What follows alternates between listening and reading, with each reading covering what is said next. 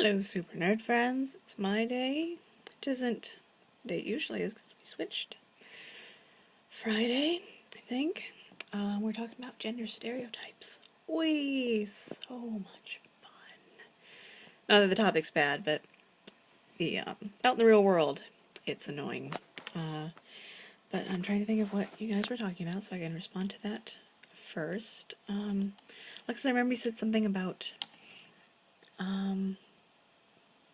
makeup that was interesting. I don't remember what it was. This is a really awful beginning. But I thought it was I had never thought about the way people react to like lesbian couples, and even then people outside will try to enforce one of them having a masculine role over the other. I think that's really interesting. 'Cause one of them might or one of them might not, but people really, really want one of them to, regardless of anything else. And I'm trying to think of what it was about makeup. That, it is a stereotype, but it's really interesting because it varies so, it's so easy to see how it varies between different cultures, but it's all kind of like the same thing, which is making ourselves attractive to each other, and also to outperform other people. When you think about, stereotypes about, women who don't wear makeup, or wear way too much makeup, and it's all just kind of not that great. Or just like advertisements, I suppose. Advertisements and what they suggest. Like you see someone, like actors and actresses and people in advertisements and movies, never look anything less than perfect and well made up. Sort of like if you don't look perfect and if you don't conform to that stereotype of being really attractive and made up, then you're gonna wind up as the cat lady, right? And emotions. You said we were talking about emotions in your video, or just that light is really, really, really annoying. Let me see if I can change angle, maybe. Not sure. But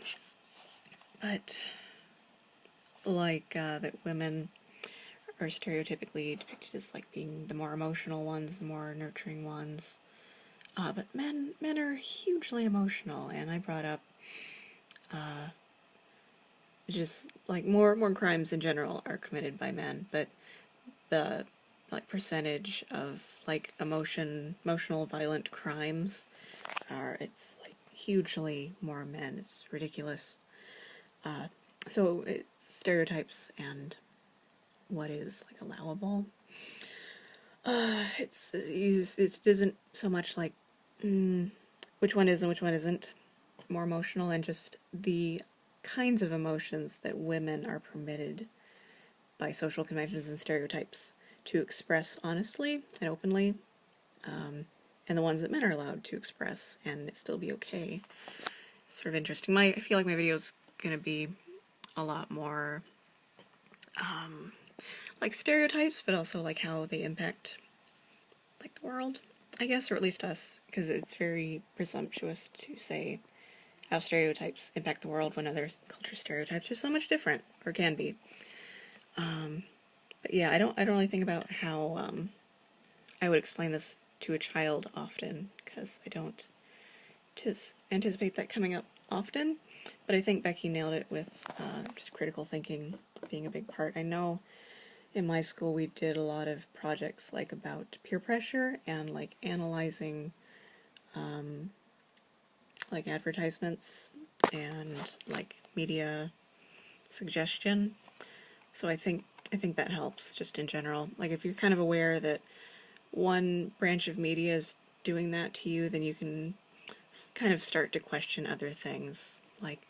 Well, I'm told by this or that this is what I should like, but is that really what I should like, or why exactly are they telling me I should like that? Just being able to question the motives behind people telling you this or that and should or should not. But I think my bottom line here is going to be that there are biological differences between men and women, and that's not really questionable. Or just, biologically there are biological differences. But the bottom line is, so what, I guess? I mean, as a species, as like a living organism, we should have, here's that should, have two big concerns above everything else, which is like surviving and then reproducing, and that's pretty much it, like all the time for anything. But I don't know, those aren't the two things in my mind all the time. Thumb. Just because we have higher functioning brains and we have that ability to think about other things besides bare basics. So yes, biologically we are different, but that's just the baseline. It's just like, as an organism, there are things that we should want, but we sometimes want other things because we're people and we're complicated. So, I don't know, people who kind of go to biological differences first, and that's I don't know, that's like all they really think about, or that's the only thing they like say when they're trying to justify their beliefs. I'm very suspicious of that, because it's more descriptive, but not prescriptive, I guess. So you think about, it's very gross to me when people say that one gender or the other gender is better suited for something. Like women are better suited for nurturing, baby making, whatever, and men are more suited for like construction work or getting into high-paying jobs so they can support their family or whatever.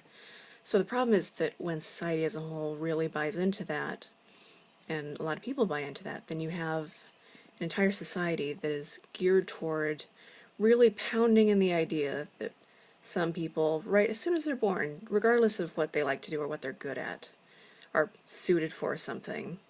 And it ends up people thinking and encouraging little girls or little boys or whatever to either stay at home and take care of children or go out and try to rule the world. And it's enforced, like very strongly sometimes, in very insidious ways. Like, the image that is always really strong in my mind is just the, I think it was from Tumblr too, like Becky mentioned Tumblr, which is, if nothing else, very eye-opening, depending on who you follow. But wanting to wear like a pink dress is fine. If the store sells nothing but pink dresses, then that's a problem, because then it's being enforced and you don't really have an option. So if you have a society that has that and it's being enforced and people are really buying into it, then surprise, that's mostly what you're going to get, because it's really hard to fight against the status quo all the time. So you're going to get a lot of women who stay at home and a lot of men who are going out and doing more world important things. Not that staying at home isn't important, and not that going out and being a powerful CEO isn't important, or that it's bad. But the fact that it's because, it may be because, it's really hard to tell, because there's no way to do a control group for something like this on a large scale, is that if you don't fit into that binary, or you're against it, you are gonna get smacked down. Like guys who want to stay home and raise kids, they're shamed. They're less of a man for some reason. And women who join the workforce, it's going to be so much more difficult. And they're going to have to work harder, and there's going to be more roadblocks and lower pay, more hoops to jump through. So this is what you get when people really believe in stereotypes like that, and they really think they should be there for a reason. And what really is the reason? Like, where's the reason coming from? Like, is it just biology, or is it just because this is how it's been done for a really long time and the people at the top like it that way? So why change it? And, you know, we have been trying to change it. It has been getting better. Like, we can't burn women at the stake anymore because they're spinsters. But, yeah. So I guess what I'm saying is that it may have a legitimate base, but what's the result, or what can be the result when it's taken too far? And I think it generally is, just because it's taken to the point where if you want something else than what other people think you're suited for, then, I mean, that's bad. It should be like what you actually are suited for, not what, like how you were born and what people think you should be suited for based on how you look or what your gender is or any of that. But yeah, like personally, I haven't gotten it yet, I think, because I'm still young enough. But at some point, people are going to start being rude to me about not having kids, and that's just because, I mean, I've heard this, people who are single, who don't want kids, or even have, like, a partner, and they don't want kids, and people will be like, well, what's wrong? Like, why would you never want kids? Like, it's like a personal failing in you, because you're not doing what you're suited for. I keep saying suited for, like, that's how everyone thinks, and it isn't really. But, that's what not thinking critically about it does when it happens to a whole bunch of people. So maybe thinking about how kids like interact with that is more important, but I don't know, I don't deal with them enough. So teachers and parents are just gonna have to, I don't know, start reverse brainwashing them or something. So that's why I don't like stereotypes. They're kind of annoying and restrictive, because I don't know, because way too many people buy into them in a way that they're not always entirely aware of, which is a problem. So just being aware thing is kind of good. So yeah, getting up there. It's been kind of a long video, kind of boring, a lot of things, but I do like the theme idea. I don't know who's supposed to pick one, or someone did? I don't remember. Oh well, we can text now, so we can figure that out. So talk to you guys next week or later. I don't know. So yeah, enjoy your weekend. Bye.